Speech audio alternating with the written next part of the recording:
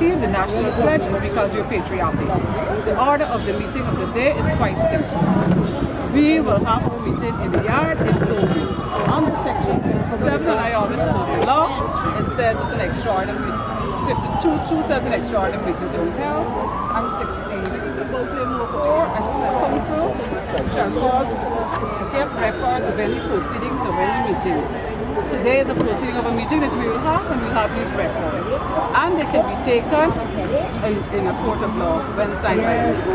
What is happening here? Instead of the Minister of Local Government exhibiting leadership skills, he has bluntly refused. Even the mayor would have dispatched a letter to him seeking an audience with him.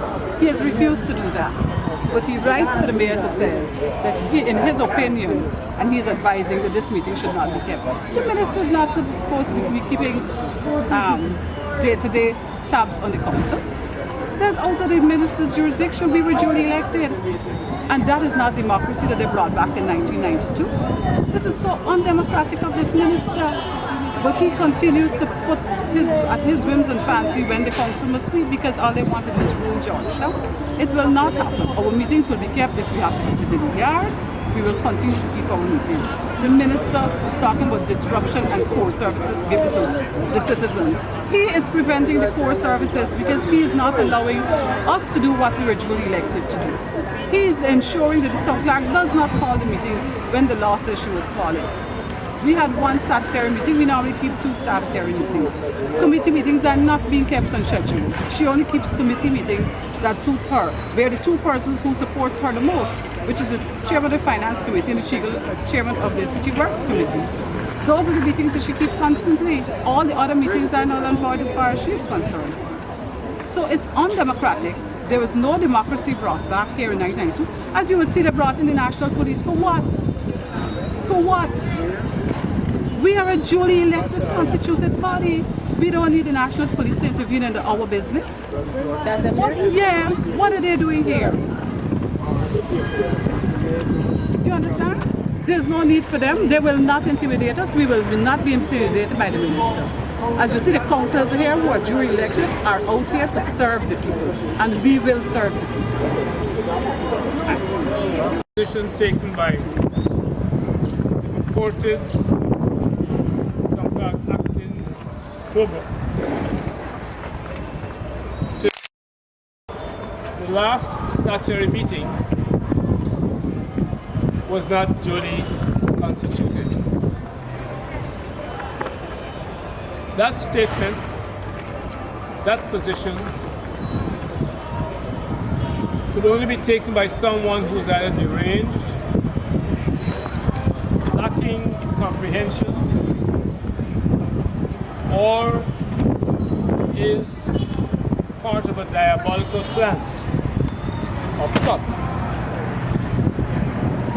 to dismember the duly elected Council of Georgetown, particularly the group represented by 73% of those who last voted. The last statutory meeting was properly constituted, prayers were offered, pledge was said, and the mace was in place. And you recall that in the midst of that, we had a tirade from Ms. Sober, who walked out of the chambers and turned back, and by means of threat, cajoled a number of officers to also leave the chamber. We requested that that meeting be reconvened for last Thursday. She sent a memo saying that was not possible. Immediately after, based on requirements of the law, we requested an extraordinary meeting on Friday for today. That letter was delivered to Ms. Sober's office after lunch on Friday. She did not acknowledge it, but instead requested my secretary to return to take the letter.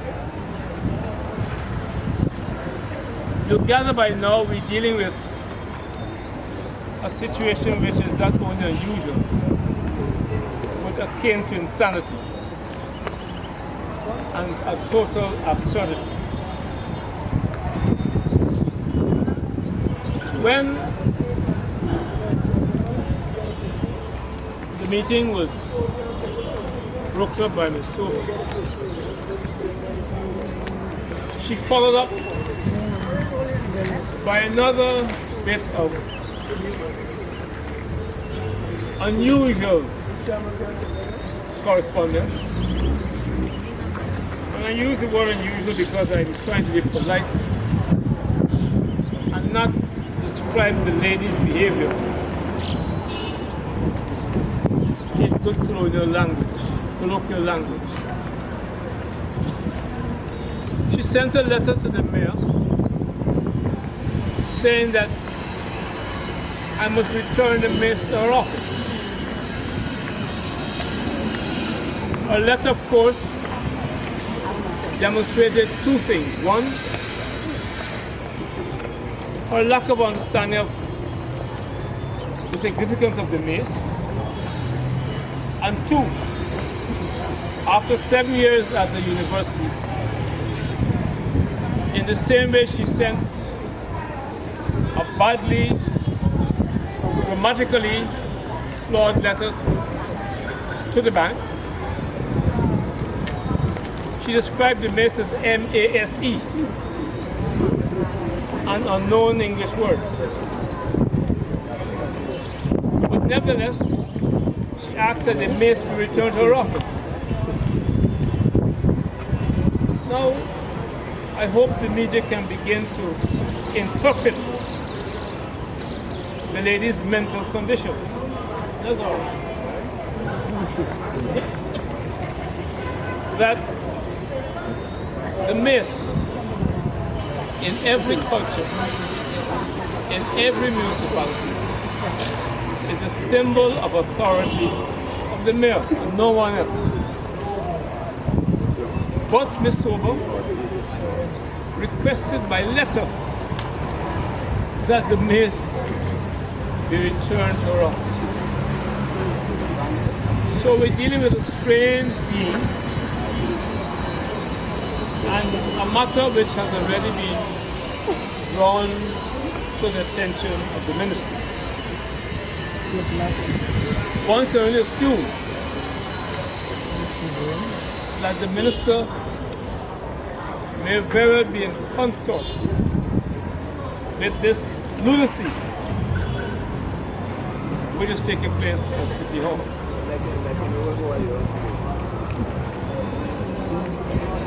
The meeting we requested today was quite in order. You should observe that she wrote a letter to all the officers threatening them, and as you'll notice, has locked the chamber. So the first time in history, the mayor and duly elected council are locked out of the council chamber by this one bureaucrat. And because she's a lady, I will not describe her in more accurate terms. So we here, meeting under the sunshine, to discuss the three motions and to decide on the next course of action.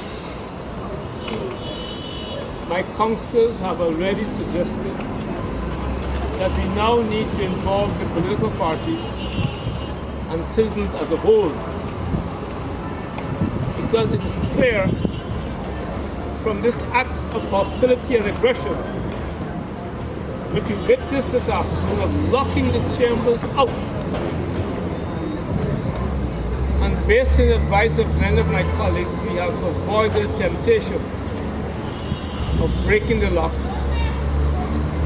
and properly entering the chambers. I've already called this meeting to order because if I may remember, without being sacrilegious,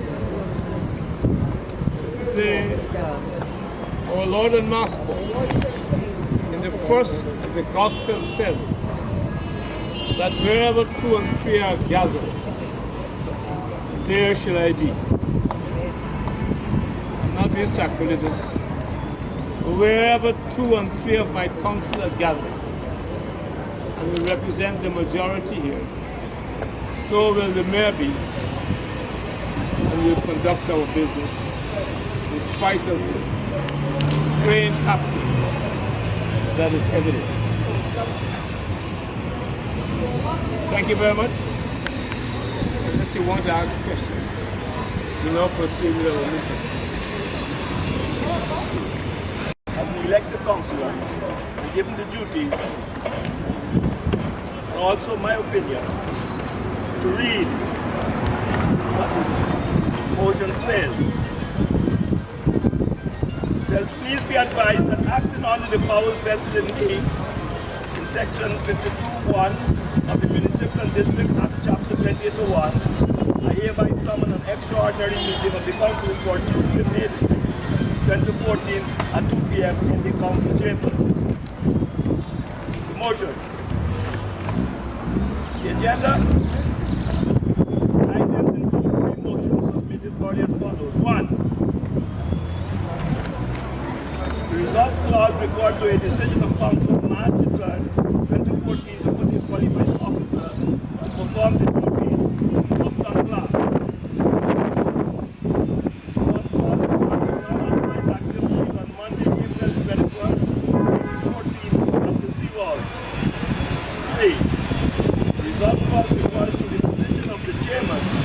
The Finance Committee. The motion that was tabled is copied to every member of this committee. All I did was to give you the notification because it was moved by me. So, worship, I think that is all for my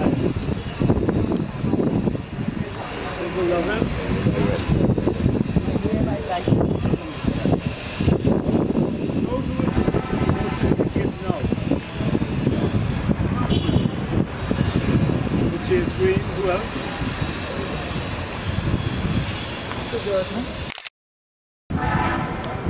Anyone else?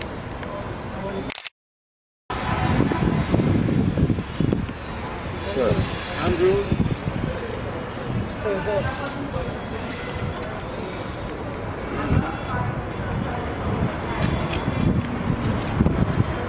We go in the reverse order, Council Fraser.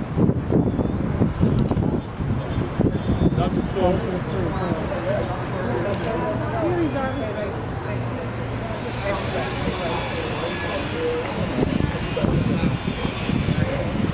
Council Fraser. Very good.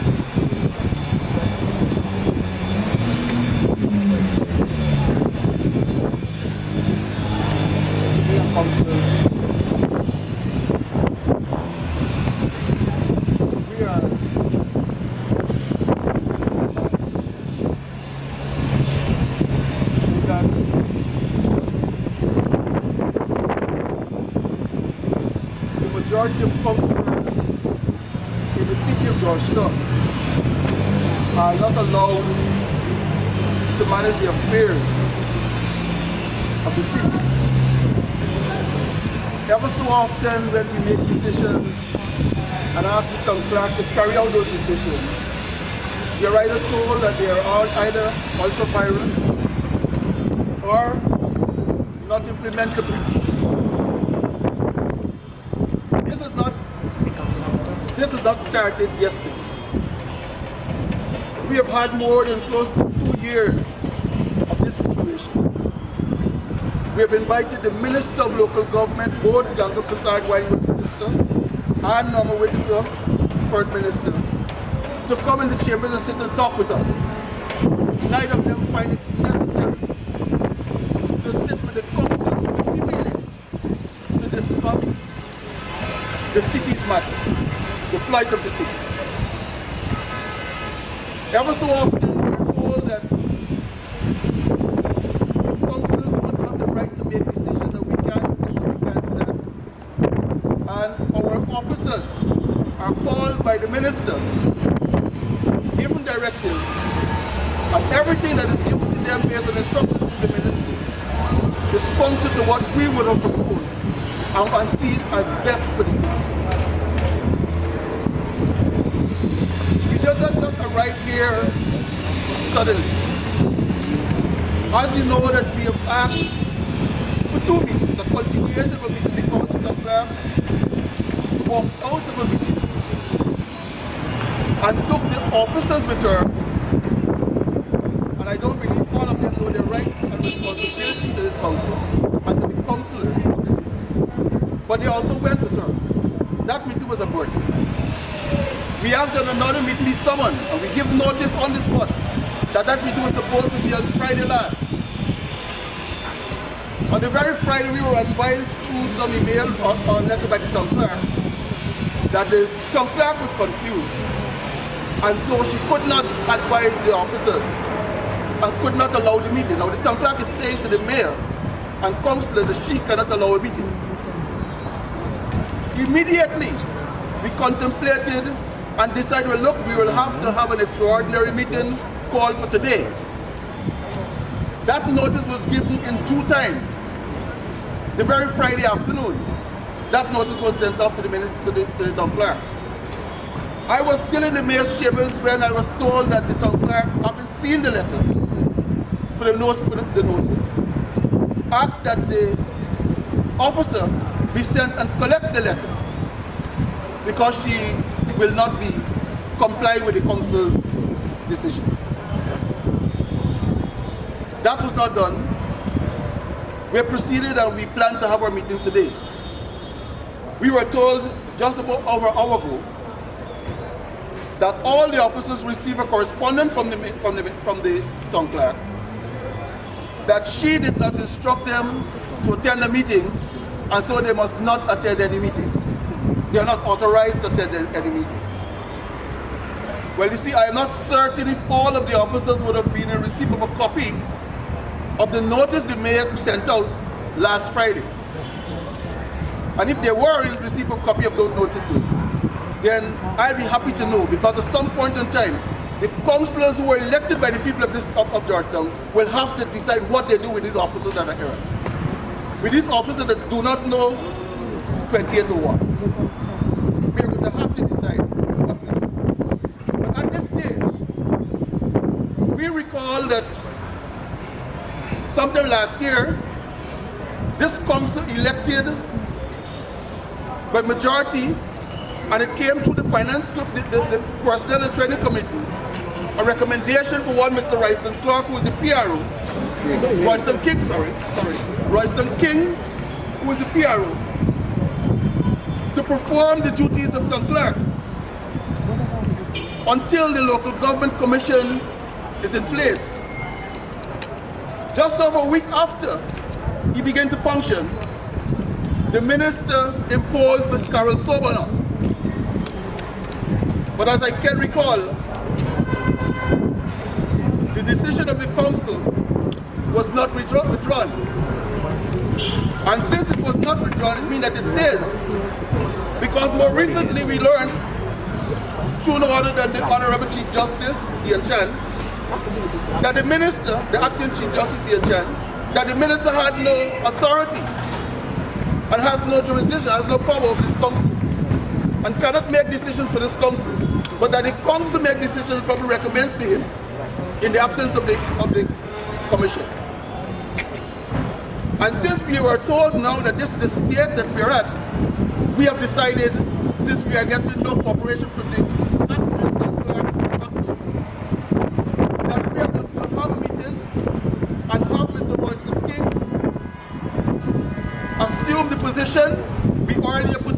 ask him to carry out the duties until the commission is set up.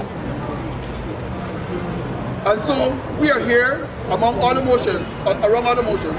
This is one motion that I am supporting. The one that Mr. Councillor Hector Stout moved, that Mr. Hector Stout make reference to. And I'm sure since the media here, you might have a copy, or you might be privileged to hear it read to you. What are the different clauses and the whereas of the motion? But I know the whereas of the motion says that Mr. Royston King must be asked to sit and carry out the functions of the town clerk until the commission is set up. And that's my contribution. That is the position I support as a councillor. Councillor Thomas? Yes, sir.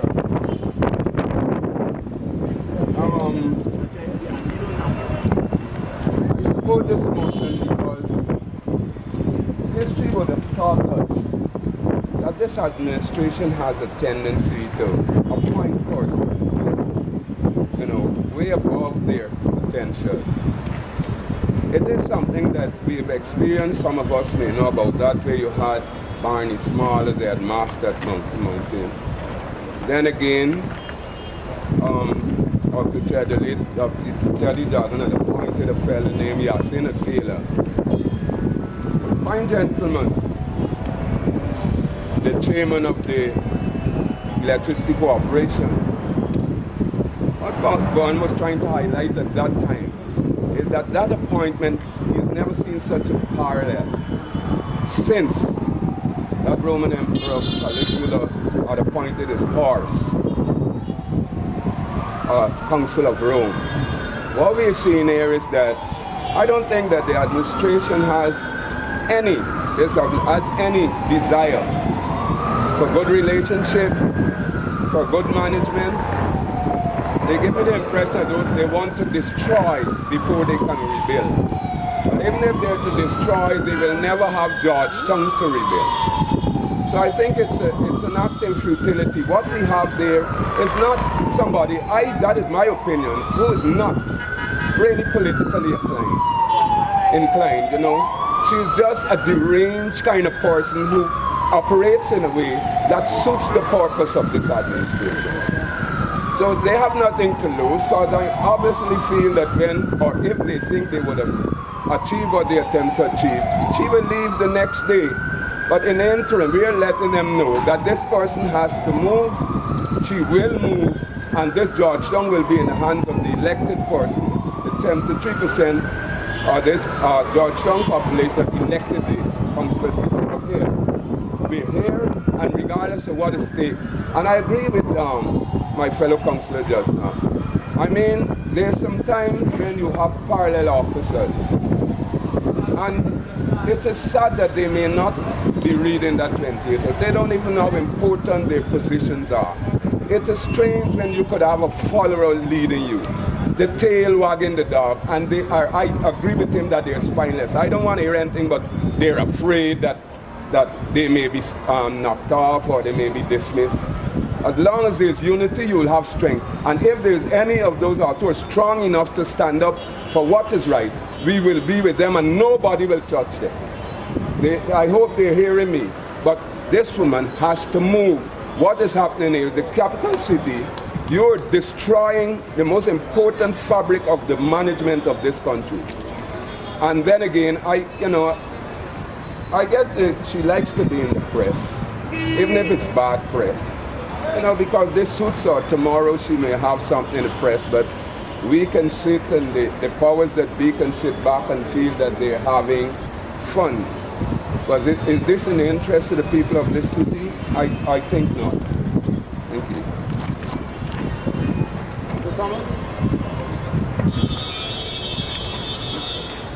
Honorable Mayor and Councillors, I would like to deal specifically with the part of the motion that there states that, and whereas in a correspondence, the President promised to obtain a comment from Mrs. Suba on the charge that in the execution of her duties, she has shown racial bias. To date, she has not responded. that councillor, my fellow councillor, Stout, remember that. Because Ms. Suba has shown on several occasions that she is a racist person. And I could not allow this moment to pass without reminding councillors and the general public as a whole that at the very last meeting that we had, Mrs. Soba very strongly stood up and said, not because I's a woman, not because I's an East Indian woman, that y'all can do as y'all feel like. And that was racist. Now the government, now she was asked, the president of this country asked for comment. She refused. What else will she not refuse? She is racist to the core of her bone. And I hope that all of the people who work under her, around her, behind her, or with her are aware of this. This is not good for Georgetown. We are multiracial people, and we should all see each other as brothers and sisters of this country. We do not want another racial riot in this country. Ms. Suba is starting it. Thank you.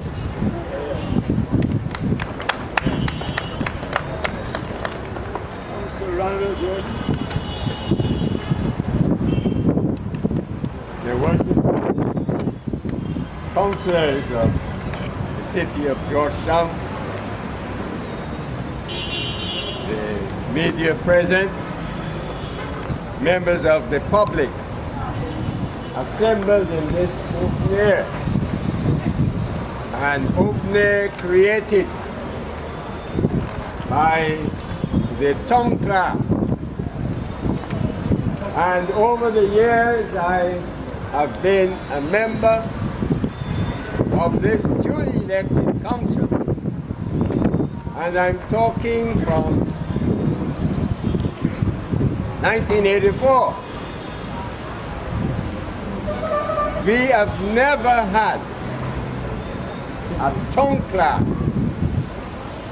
who has been so rude and so unqualified as the tongue clap we have imposed upon this council.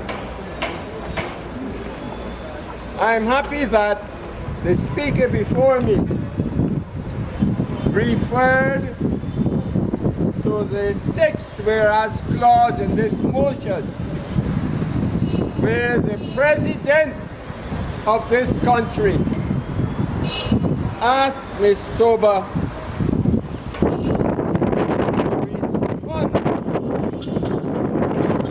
to a racial right, she said. And today,